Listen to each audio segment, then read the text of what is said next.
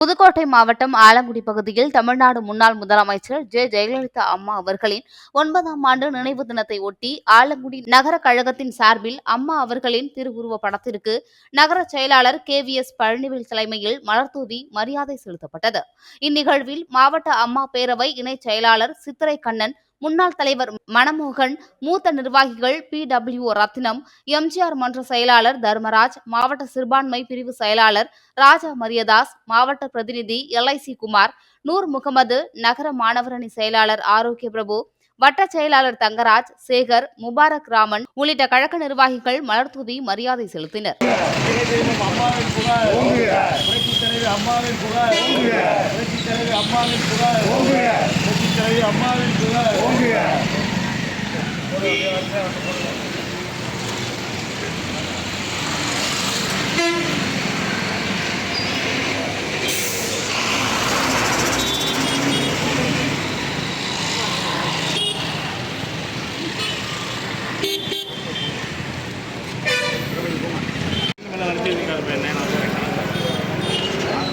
நடந்து